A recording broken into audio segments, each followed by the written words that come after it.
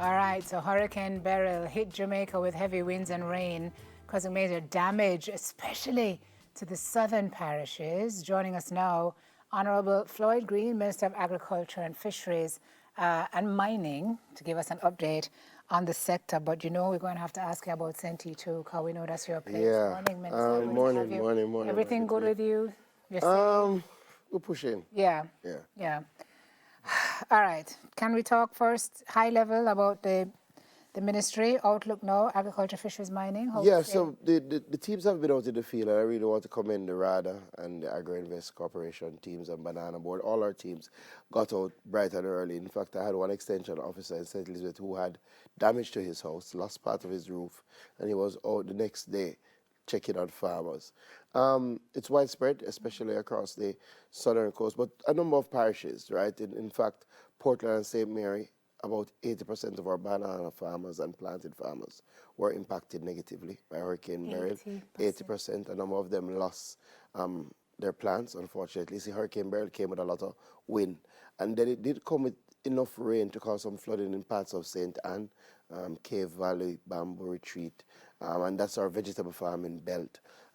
Clarendon, South Clarendon, Manchester, and St. Elizabeth. Unfortunately, those are our most productive parishes. St. Elizabeth contributes about 14% of our overall production, and the entire parish would have gotten a significant hit.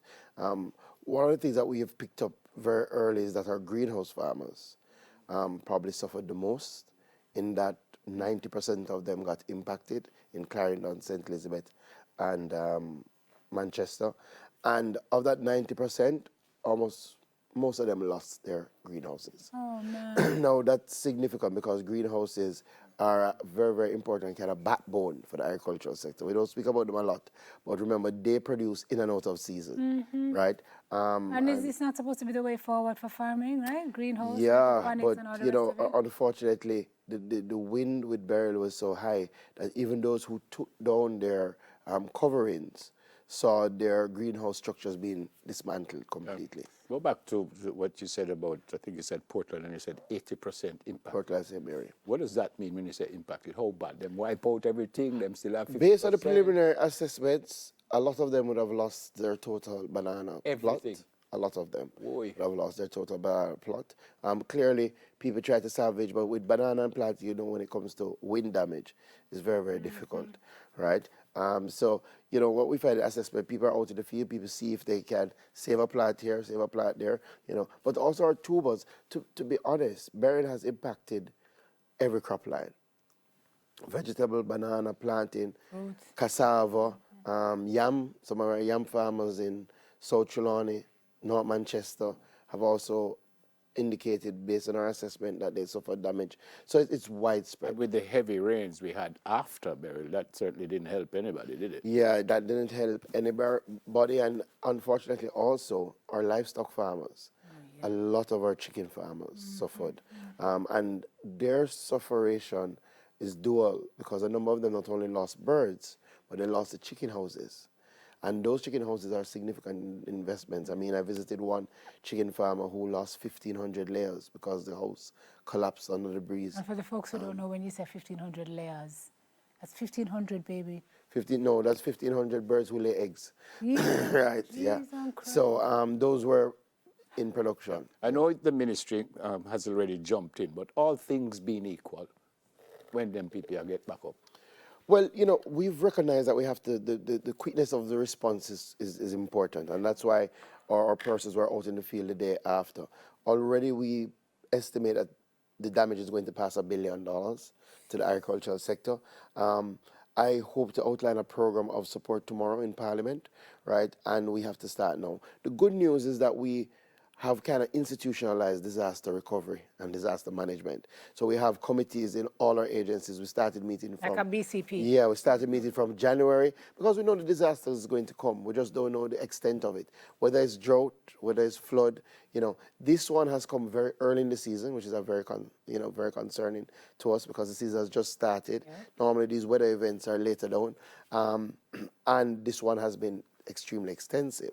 So we have already started some procurement of inputs. You know, one of the things yesterday when I was driving through St. Elizabeth, I saw 2 farmers out in the field spraying, because normally after you have weather events of this nature, fungus can set in, so they're out trying to do chemical treatments. So we want to start hopefully being able to respond in a real way starting this week into next week. We said billion with a B. Billion Do with we a have B. that in some kind of fund to help the farmers, or? So we that would completely exhaust our Of course. production incentive program. So clearly we're going to have a cabinet meeting this morning. That's why I'm in Kingston, and I think clearly all the needs will come to the table, and we will see what can be done. What about our fisher folk? Yeah, so we've done some assessments. Our NFA has been out across all our beaches. So thankfully, boat damage is not tremendous, but it is there. We have about 10 to 15% of boats that have been damaged that we have assessed thus far. But what happens with weather events of this nature and our fishers? One, clearly our fishers haven't been able to go to sea, so that means a loss of income. Then a lot of our fishers use what we call fish pots. So you drop your pot and you come back and go back for it. We don't expect them to find much. And the ones that have gone out, I was with one yesterday. I was with a couple because I visited Great Bay yesterday, a big fishing community. And those who have gone out have not found any pots. No, that's significant investment. So we are going to outline a program of support for fishers. And more than likely, it will focus on, one, helping them with input to be able to build back these pots, and 2, some beach cleanup. We've found on some of the beaches, sheds are gone. These are gear sheds where they store their equipment, debris all over the beach, so we're going to try and do some cleanup. Let me ask you a question now. So based on what you've outlined, especially with regard to the provisions provided by these parts of the country, supply to supermarkets, supply to hotels, supply to the market vendors, supply to, what are the implications for supply and the implications for prices? Yeah, so, one of the things that the Prime Minister has mandated is that we're going to take an all-of-government approach in relation to the disaster response, and he's put in a committee of which we form a part of it. Part of what we have to do is to see where there are areas that were not as badly affected that we can ramp up production. That's first and foremost, right? Clearly, we know the cycles. We have 6 weeks crops, vegetable lines that we can try to get back and get them moving as quickly as possible. We will have to look if we need supplemental supplies. Clearly, some of our farmers, and we've been doing that inventory to see if they have storage and how much storage they have. Some of the bigger farmers, some of the greenhouse farmers had storage because they had contracts. So, you have to store to be able to consistently supply. So what we're doing now as a part of that assessment is to see where there's going to be a shortfall, where it's going to be most significant, and if we will need supplemental. But additionally, how can we get the farmers back to produce as quickly as possible? How we can get people to not price gouge? It's very, so let's take price gouging kind of out of it. What happens in agriculture? Clearly, agriculture has a significant demand and supply impact, right?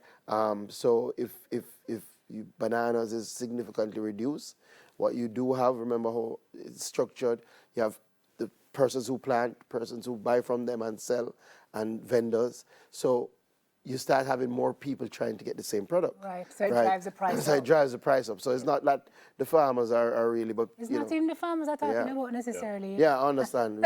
Yeah. By the way, what kind of lick did the Holland bamboo get?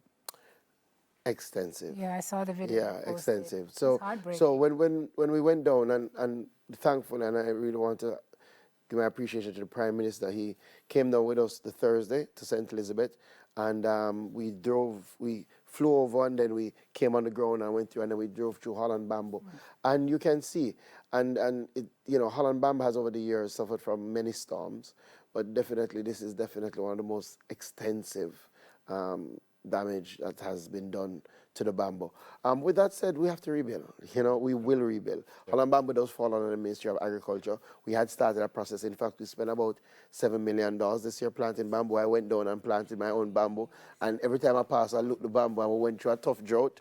And at one time, I thought it was going to make it. But bamboo is very resilient, right? And I remember the last few times when we got rain, I saw my bamboo growing. I said, yeah, bamboo, yeah. You actually mark the bamboo? Me mark the bamboo. Yeah, man, it have multiple markers.